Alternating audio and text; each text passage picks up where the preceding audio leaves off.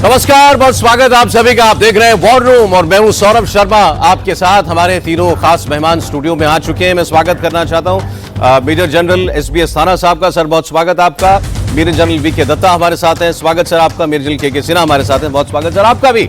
और आज आपके सामने हम बात करेंगे व्यूअर्स पानी की। जी हां, पाकिस्तान में पानी को लेकर जबरदस्त हलचल है।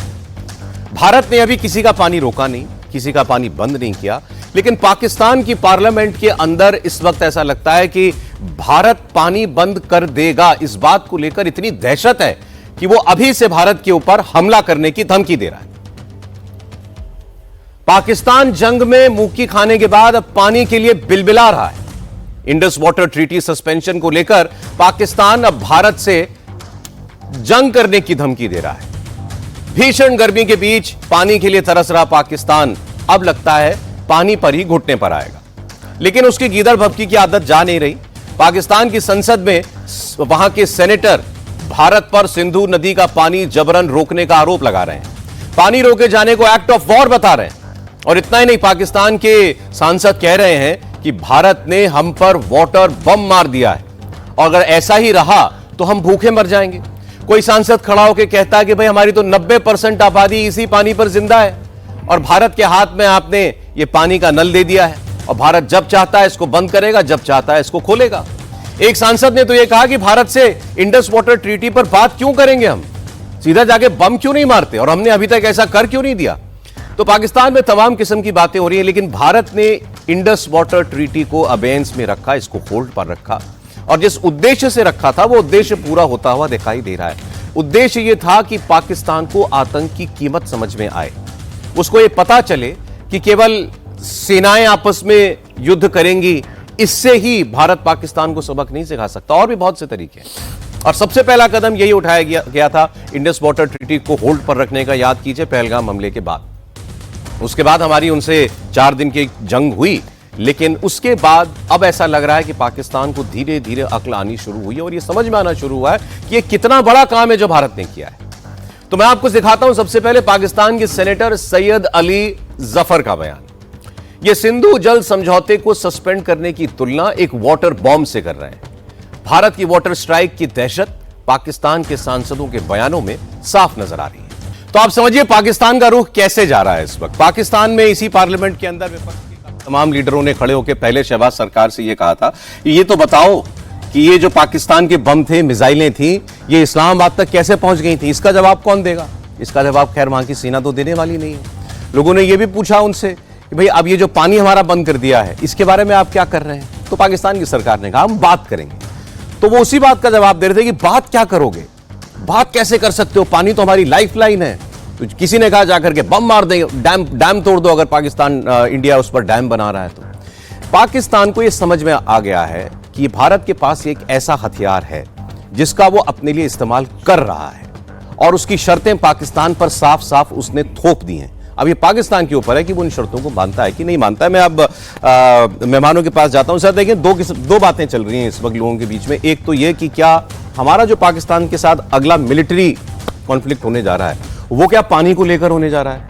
अगर ऐसा तो ये पाकिस्तान की बातों में तो साफ ऐसा दिखाई दे रहा है। या आपको लगता है कि पानी के हमारी शर्त से पाकिस्तान को कुछ अकल आएगी और हमने जो कहा है कि भाई तू शांत बैठ, अगर नहीं करेगा आतंकवाद तो हमें कोई गरज नहीं है कि हम तेरा कोई नुकसान करें। बिल्कुल सौरभ, जब आसिफ मुनीर ने कहा था कि Kashmir is my jugular vein, वो बहुत बड़ी गलती कर गया था क्योंकि Kashmir is not is jugular vein, पानी जुगुलर वेन है पाकिस्तान की।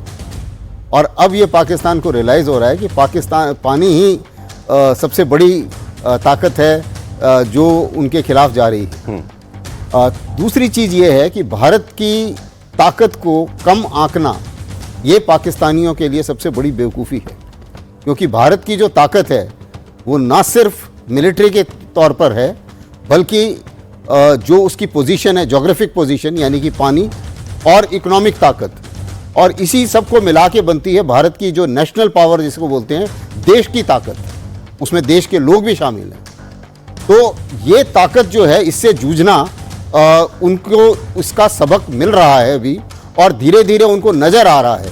अब चाहे जो कुछ भी ये लोग बोल रहे हैं पार्लियामेंट में बैठ के जो मर्जी बोलते रहें, लेकिन इनको पता है कि जो नल है उसकी टोंटी तो भारत के हाथ में है और वो भारत अपनी मर्जी से करेगा। आप कहीं चले जाओ, भारत ने सबको बोल दिया है कि जी हम आपकी मध्यस्थता तो चाहते ही नहीं है, तो आप चाहे वर्ल्ड बैंक में जाओ, चाहे जिसके पास मर्जी जाओ, कोई फर्क नहीं पड़ने वाला। भारत से डायरेक्ट बात करोगे तो भारत सीधा बोलेगा भैया टेररिज्म बंद करो, उसके बाद सोचेंगे। और ये जो कहानी है इसको आप कोई झुठला नहीं सकते। पाकिस्तान में इंडिविजुअली इतनी ताकत नहीं है कि वो लड़ाई लड़ने की सोचे। हालांकि उसके जो पार्लियामेंटेरियंस हैं वो बहुत उकसा रहे हैं ये सोच के कि आसिफ मुनीर शायद अब फील्ड मार्शल बन गए हैं तो कुछ ज़रा ज़्यादा ताकत आ गई होगी पाकिस्तान के अंदर। ऐसी कोई कहानी नहीं है। जो उनकी कमियां थीं वो अभी भी हैं और जितनी मार पहले पड़ी थी इस बार उससे ज़्यादा पड़ेगी, ये उन्हें भी पता है। तो ये जो गीदड़ भभकियाँ हैं, ये पहले गीदड़ भभकी एक का जवाब दिया हमने कि जी आप कुछ करोगे तो हम न्यूक्लियर बम फोड़ देंगे, उसका जवाब पूरी तरीके से मिल गया। अब पानी के लिए है कि पानी बंद करोगे तो हम लड़ाई करेंगे, कर लो भैया लड़ाई। उसके बाद में भारत ने ये तो नहीं बोला कि मैं लड़ाई के लिए तैयार नहीं हूँ। भारत ने ये बोला सिंदूर, ऑपरेशन सिंदूर में सिर्फ पॉज लगाया है अभी।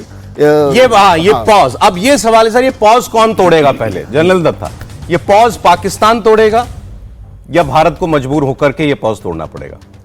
देखिए, ऐसा कि जो हमने स्टैंड लिया, प्रधानमंत्री ने स्टैंड लिया 22 अप्रैल के कांड के बाद, जो पहलगाम में इन्होंने एक नरसंहार किया, अपना नंगा नाच किया दहशतगर्दी का, तो उसी दिन हमने इनको बता दिया था कि हम अब तुम्हारे पीछे आएंगे और तुम्हारे हर एक वो मंसूबे, हर एक वो इजारे, हर एक वो जो प्लानर हैं, जो दिमाग हैं, वो सबको हम निस्ताबूद करेंगे। और सबसे पहली कार्रवाई हमने क्या करी थी, ये इंडस वाटर ट्रीटी को हमने सस्पेंड कर दिया। वो सस्पेंड करते ही इनको एक झटका लगा। जो काम हमने 1960 के बाद हम लगातार इतनी जंगें हुई, इतना इन्होंने तबाही मचाई भारत में, हमने कोई एक्शन नहीं लिया। वो एक्शन अब जाके लिया जब पानी सर से ऊपर निकल गया। एक चीज कह दूं, इनको झटका अब लगा क्योंकि अभी तक ये झूठी जीत के नशे में थे। अब इनका नशा टूटा कि एक तो हम लुट गए 3 दिन की जंग में, पानी हमारा और बंद हो गया। बिल्कुल। अभी देखिए ऐसा कि ऑप सिंदूर अभी वो भी पॉज किया हुआ है हमने। IWT उसी ऑप सिंदूर का एक हिस्सा है। जो हमने बोला है कि blood and water can not flow together, खून और पानी इकट्ठा नहीं बहेगा। आप ये दहशतगर्दी बंद करें, आप एक अच्छे पड़ोसी की तरह आके बातचीत करें, हम आपसे बात करेंगे। लेकिन अगर आप समझते हैं कि आप दहशतगर्दी करके हमको जबरदस्ती आप टॉकिंग टेबल पे लेके आएंगे, तो आप गलत फहमी में हैं। आपको अभी हमने मारा, आपको हम फिर मारेंगे। ये आसिफ मुनीर का फील्ड मार्शल बनने से कोई सुपरमैन नहीं बन गया। पानी बहाना बनने वाला है क्या भारत पाकिस्तान की अगली लड़ाई का? पानी तो एक स्पेक्टिकल है उसका। अभी ये एक मतलब जो है ना, शहरक की बात कर रहे थे, अभी तो हमने इसकी गर्दन पे ऐसे हाथ ही रखा है, उसको दबाया नहीं है। जब हम इसको दबा देंगे, जब हम इनको पानी पिलाएंगे और पानी तरसाएंगे और पानी पिला के मारेंगे, तब इनको समझ आएगा कि असल में क्या मतलब होता है दहशतगर्दी करने का। अच्छा, एक चीज व्यूअर्स के लिए जानना जरूरी है कि भारत ऐसा मुल्क बिल्कुल नहीं है कि हम किसी का जबरदस्ती, आम लोगों का कोई नुकसान हो उसमें, पाकिस्तान के आम लोगों का, गरीब लोगों का। पाकिस्तान, हमने तो हमेशा पाकिस्तान की मुसीबत में दुश्मन होने के बावजूद उसको मदद का हाथ भी बढ़ाया। ये जो पानी रोकने या पानी डाइवर्ट करने की बात भारत कह रहा है, फिलहाल प्रधानमंत्री मोदी ने क्या कहा था, हमारे हिस्से के पानी की एक बूंद नहीं जाएगी, हम अपने हिस्से का पानी अपनी तरफ रोकना चाहते हैं। 6 नदियां हैं, 3 नदियों का पानी उनको जाता है, 3 नदियों का पानी हमको मिलता है। अब उसमें से जो हमारे हिस्से की 3 नदियां हैं उसका 6% पानी, वो चूंकि वहां पर डैम, रिजर्वायर नहीं बनाए भारत ने इतने वक्त में, और पाकिस्तान उस पर एतराज भी करता रहा जब हमने बनाने की कोशिश की, हम वो अपने हिस्से का 6% पानी बह जाने देते हैं पाकिस्तान को।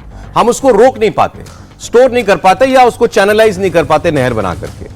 अब वो काम शुरू हुआ है। आपने देखा, ये खबर आई थी कि प्रधानमंत्री ने कहा है वो रणबीर कनाल है, उसको 120 किलोमीटर लंबा एक्सटेंड किया जाए, ताकि वो एक्सटेंड हो जाएगी तो ज्यादा पानी भारत की तरफ जाएगा। हम अपने हिस्से का पानी जो फिजूल में बह रहा है पाकिस्तान की तरफ, उसको रोकने या भारत की तरफ मोड़ने के लिए काम करने की बात कह रहे हैं। इससे ज्यादा अभी तो कुछ कहा ही नहीं है। ये नहीं कहा है कि तुम्हारे हिस्से के 3 नदियों का पानी हम रोकेंगे, वो नहीं बोला है। हमारा पानी जा रहा है जो हमको अवॉर्डेड है ट्रीटी में, हम उसको रोकने की बात कर रहे हैं। उसी पे बिलबिला उठा पाकिस्तान। अब अगर पूरी ट्रीटी को रीनेगोशिएट करने की बात आ गई तो फिर तो आप सोचिए पाकिस्तान यहां से किस हद तक जाकर मजबूर होगा। चला साहब। सही बता रहे हैं। देखिए सौरभ, इसको यदि हम थोड़ा और डिटेल में आप दें परमिशन तो मैं समझाना चाहूँगा। देखिए, हम केवल 6 नदियों की बात करते हैं, वो ट्रिब्यूटरीज की बात करते हैं। जो मेन आर्टरी है वो है आपका इंडस रिवर। इंडस रिवर की कहीं बात नहीं होती है, केवल हम कहते हैं 3 ईस्टर्न और 3 वेस्टर्न रिवर, और उसके अंदर में पानी के बंटवारा। तो हमारा ये कहीं भी ट्रीटी में नहीं है। और वो जो मेन इशू है कि इंडस के ऊपर में आप कोई डैम नहीं बनाएंगे, ऐसा कुछ नहीं है। ट्रीटी को मैंने एक एक लाइन पढ़ी है, उसकी क्लॉज को जाइए, उसकी जो 12वीं क्लॉज है उसमें 4th सेक्शन और 5th सेक्शन के ऊपर है। तो उसके अंदर 2 ट्रिब्यूटरी आती हैं, एक स्योक आता है हमारा और एक झंस्कार रिवर आती है। हमने जब इसको उसके ऊपर काम करने के, क्योंकि ये हमारा लेह से लेकर के कारगिल के अंदर में घुसता है, तो पाकिस्तान इसके लिए बिलबिलाता है और इसके ऊपर में आने पहले वाली सरकारें कुछ काम नहीं की। जो 3 हम लोग 6 नदियों की बात करते हैं नीचे की, जो 3 नीचे की नदी है, जो ईस्टर्न रिवर्स हैं, जिसमें रावी, ब्यास और सतलज है, 100% उसका एक बूंद पानी पाकिस्तान को नहीं जाने का प्रोविजन है, ये 100%। मगर हमारा अभी भी 95% ऑफिशियल रिकॉर्ड है, मगर इससे 90% है। और उसके ऊपर में जो 3 हम डैम बनाने वाले हैं, खास करके यदि आप लें तो ऊपर से यदि आप लेते हैं तो जो रावी हम बात करते हैं तो रंजीत सागर हमने डैम बनाया हुआ है, मगर उससे मेजर पानी जाता है लाहौर तक पहुंचता है। और इनकी कनाल सिस्टम है, 10 से 12% पानी चला जाता है, हम उसको रोकते हैं। गालरी हेडवर्क है, उसके ऊपर एक हेडवर्क रोकते हैं लास्ट में। दूसरी बात, जो प्रधानमंत्री कह रहे हैं, जो बीकानेर की धरती से इन 3 नदियों के बारे में कहा है कि एक बूंद पानी इसकी नहीं जाए, जिसकी मेजर वाटर यह वो आपका नीचे में सुलेमान की हेडवर्क में जो नीचे मतलब का वही वाना साहब, हमारे हिस्से का 10% पानी आप कह रहे हैं ना जा रहा है उनके जा रहा है, उसको उसका अब रिजॉल्व है, हम रोक देंगे, वो हमारा राइट है रोकना। हाँ, दूसरी जो एक चीज, एक सेकंड और दे दीजिए। जो 3 रिवर ऊपर की, जो वेस्टर्न रिवर की बात करते हैं, उसमें प्रोविजन है कि 80% एज पर द ट्रीटी वो जाएगा पाकिस्तान में, 20% हमारे पास है। मगर वो हम जो आपने एक रंजीत सागर का कनाल की बात की, वो आपके चिनाब रिवर पे है, उस पे अभी केवल 40 मिलियन क्यूसेक वाटर हम रोक पा रहे हैं। उसके अलावा उसको 150 वो हमारी हिस्से की वाटर है, वो कैसे रोक सकता है वो हमारे को, क्योंकि वो प्रोविजन का हिस्सा है। अब वो तो कह रहा है सर हम बम मारेंगे। अब मुझे तो आप ये बता दें, क्या आपको लगता है पाकिस्तान इंडस वाटर ट्रीटी जो हमने होल्ड की है, इसको बहाना बनाकर कुछ करेगा? की हिम्मत नहीं है साहब।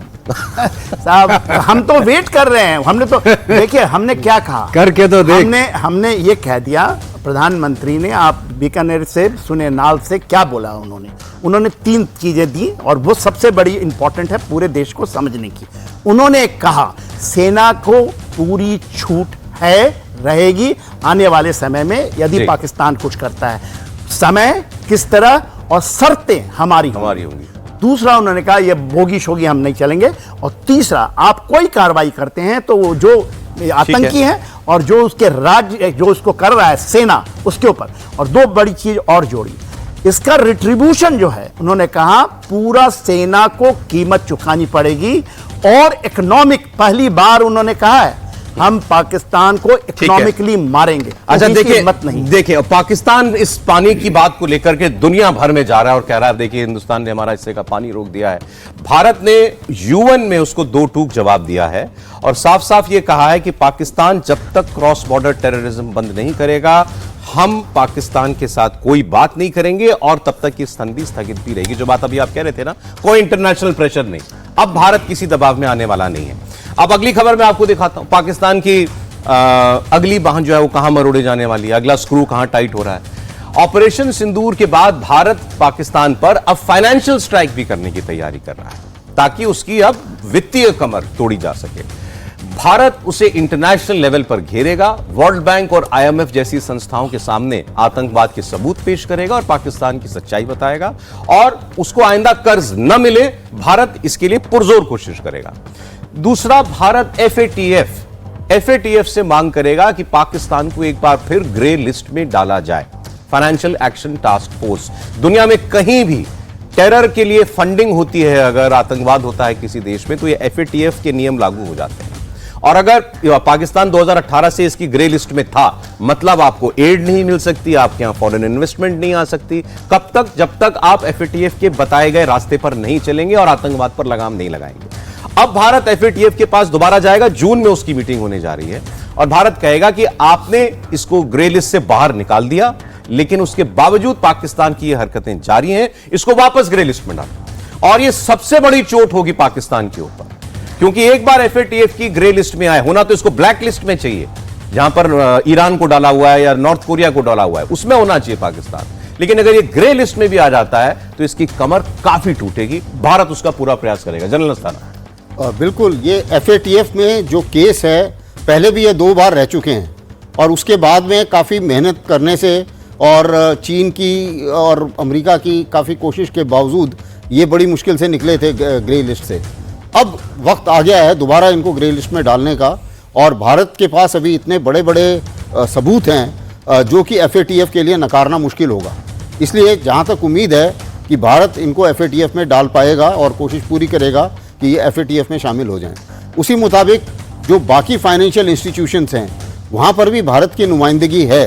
हालांकि IMF में जो इनको मिला अभी जो भी इनका बेल आउट मिला था, वो बेल आउट पहले से मुकर्रर था और उसके ऊपर 11 कंडीशंस लगाई हैं। अब हालांकि वो कंडीशंस चाहे उन्होंने कुछ भी लगाई हैं, ये हमें भी पता है कि उनको सरकमवेंट करके पाकिस्तान कुछ ना कुछ तरीके से, हालांकि उसमें आया सर, IMF का एक स्पष्टीकरण आया था, पाकिस्तान ये $1 बिलियन किसी और काम के लिए इस्तेमाल नहीं कर सकता, ये केवल उसके बैलेंस ऑफ पेमेंट्स के लिए है। हाँ, मतलब वो जो उसके पास पैसा नहीं है, मैं तेल खरीदना है, मेरे पास पैसा नहीं है, तो ये उसके लिए दिया गया ये पैसा। हाँ बिल्कुल, ये क्लैरिफिकेशन देने के बाद भी अभी ऐसा माना जा रहा है कि जब ये पैसा उनके पास पहुंचेगा तो उसके बाद भारत भी इस चीज़ के ऊपर ध्यान करेगा कि जो ये इन्होंने ये पैसे दे रहे हैं टेररिस्ट को, उसकी लिंक अगर बन के सामने आता है तो उसको भी सामने रखा जाएगा।